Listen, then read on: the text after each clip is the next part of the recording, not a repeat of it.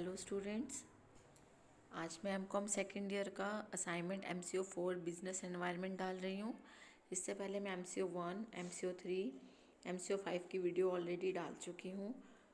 जो इसका first question है वो है define environment scanning, what are its characteristics, discuss the various approaches to environmental scanning. तो फर्स्ट क्वेश्चन में बेटा सब कुछ ही एनवायरमेंटल स्कैनिंग के बारे में है कि इसके क्या करेक्टरिस्टिक्स हैं, कौन कौन सी अप्रोचेस हैं जो एनवायरमेंटल स्कैनिंग में यूज़ की जाती है।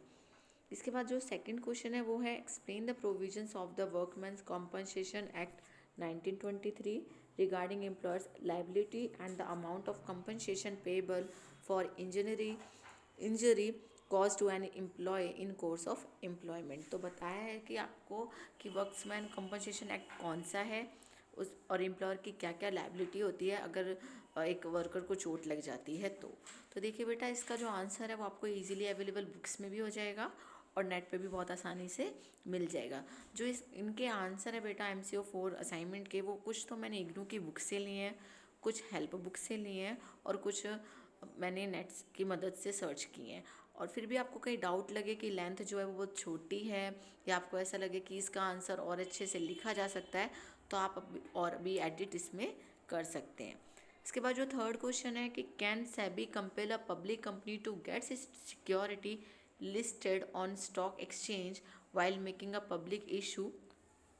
तो इसका आंसर आएगा येस। वैसे तो एक पब्लिक कंपनी को ऐसा नहीं है कि रिस्ट्रिक्शन लगा दी जाती है उसके ऊपर या फिर फोर्स किया जाता है कि आप अपने शेयर्स को लिस्टेड करवाएं, बट जब वो पब्लिक इशू करती है तब ये नेसेसरी हो जाता है कि वो अपनी सिक्योरिटी को लिस्टेड करवाए स्टॉक एक्सचेंज में। उसके बाद पूछ रहा है कि on what grounds can the listed securities be delisted by a stock exchange. तो बताना है कि किन किन तरीके से जो लिस्टेड सिक्योरिटी है उसको डी लिस्ट किया जा सकता है। ठीक है। उसके बाद हमारा फोर्थ क्वेश्चन है वो है right short notes on the following: economic growth and economic development, physical policy, problems and prospects of small scale sector. तो ये बहुत ही सिंपल सा क्वेश्चन है, ये बुक में भी अवेलेबल है और नेट पे भी है कि बताना है कि इकोनॉमिक ग्रोथ क्या है, इकोनॉमिक डेवलपमेंट क्या है, नोट लिखना है इनके ऊपर। जो मोस्ट इंपॉर्टेंट पार्ट इसमें आ जाता है वो आता है हमारा फिफ्थ क्वेश्चन। इसको थोड़ा सा समझना भी पड़ेगा क्वेश्चन को करने से पहले, तो वो मैं आपको अच्छे से बता देती हूँ। हमें इसमें कमेंट करना है। तो फर्स्ट जो हमारा क्वेश्चन है वो है export promotion capital goods scheme does not facilitate import of capital goods in India. तो बेटा ये जो स्टेटमेंट है ये फॉल्स है। ऐसा नहीं है कि जो एक्सपोर्ट प्रमोशन कैपिटल गुड्स है वो आपकी ये स्कीम फैसिलिटेट नहीं करती, बल्कि उल्टा है, ये फैसिलिटेट करती है import of capital goods in India.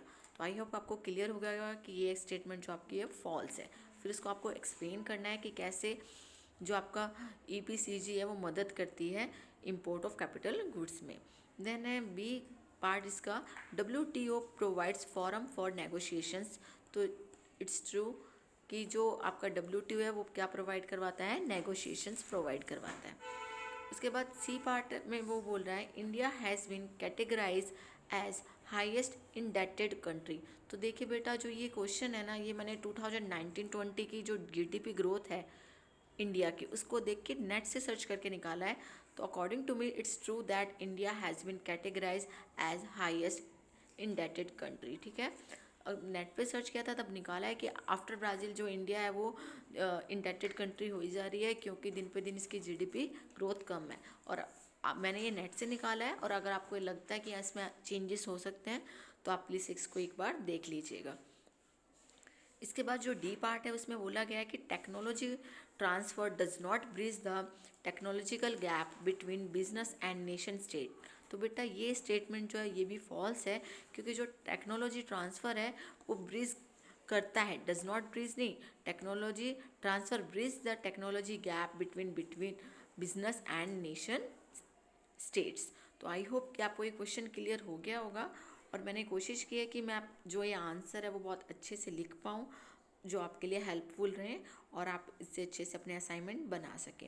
इसके अलावा अगर आपको लगता है कि कोई लैंग्वेज में प्रॉब्लम हो रही है या फिर आपको ऐसा लगता है कि आंसर और अच्छे हो सकते हैं, तो प्लीज़ आप ट्राई करिएगा और कोशिश करिएगा कि आप इसको एडिट करके और अच्छे से बना पाएँ। Thank you students. ये देखिए, ये हर एक क्वेश्चन को मैंने अपनी तरफ से कोशिश की है कि मैं अच्छे से एक्सप्लेन करूँ।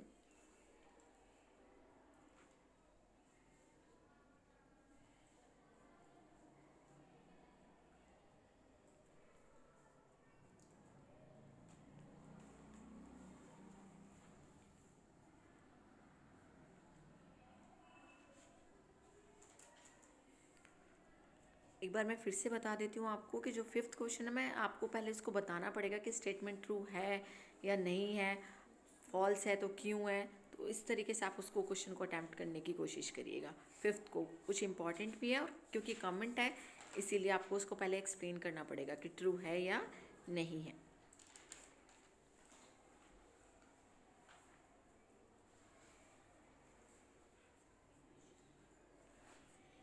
Thank you. आई होप कि आपको ये वीडियो पसंद आए।